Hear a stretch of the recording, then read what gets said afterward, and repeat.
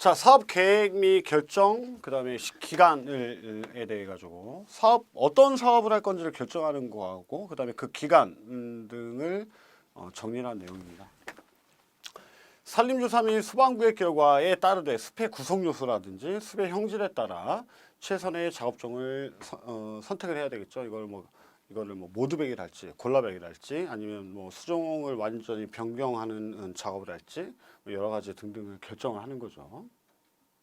임도 시설 같은 경우에는 별도의 임도 기본 계획을 통해 가지고 그 해당되는 시군에 임도 계획이 있을 거야. 그게 내가 산림경영 계획을 하려는 곳하고 그 곳으로 임도가 지나가면 굳이 내가 임도 설치할 필요가 없잖아요, 그죠? 그런 것들 감안을 해줘야 되고 기존 계획을 최대한 반영하는 게 좋겠죠.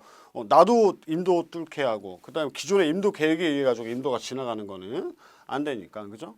그런 것들을 미리 확인해 가지고 그런 계획이 있는지 이 해당되는 경영 대상지가 그런 면적에 포함되는지 안 되는지 이런 것들 잘 확인을 해야 되겠죠.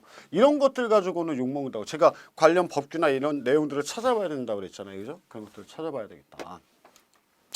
기존의 형식적인 계획을 지향하고 현지 산림에 적합한 사업 종류를 선택하되 발전적인 계획이 되도록 한다. 여러분들이 처음에 할 때는 이제 기존의 선배들이 했던 이런 것들을 보면서 어떤 그런 거를 따라하게끔 하는 게 일반적이겠죠. 여러분들 같은 경우에. 그래서 형식적인 계획이라고 해봐야. 근데 현지에 맞게끔 그다음에 산주의 영향도 반영되고 여러분들이 좀 새롭게 하는 이런 것들도 굉장히 필요하다고 합니다. 그러려면은 기존에 있던 것들을 여러분들이 해보고 경험이 좀 이렇게 축적이 되면 할 수가 있겠죠. 공유림은 우량 경제림 육성을 위한 수종갱신 벌채가 적극 반영되도록 할 필요가 있습니다. 그래서 공유림은 사유림에 대한 모범적인 경영을 해놓고 사유림이 야 봐.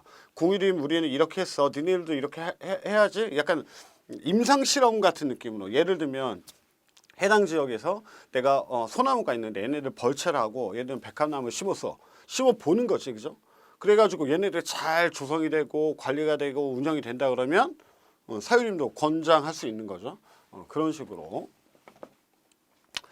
사업량 및 실행 연도를 결정하는 거 내용에 대해서 한번 읽어볼 수 있도록 하고, 기간은 산림개혁기획안은 10년으로 합니다. 근데 공유림하고 사유림하고 좀 틀린 부분이 있어요. 왜 그러냐면 공유림 같은 경우는 딱 떨어지게 1월 1일부터 그 말년 12월 31일까지예요. 그러니까 어떤 해당 연도든 간에 그 초부터 말까지를 기간으로 잡거든. 예를 들면 시작이다 그러면 올해 만약에 지금 8월이니까 조성을 해가지고 2023년에 1월 1일부터 시작하는 걸로 이렇게 하지만은 사유림 같은 경우에는 민원 처리를 감안해가지고 10년간 예를 들면 이래가지고 이런 경우가 있어서 5월 1일부터 시작할 수도 있는 거지, 그죠? 5월 1일부터 얘는 1월 1일부터.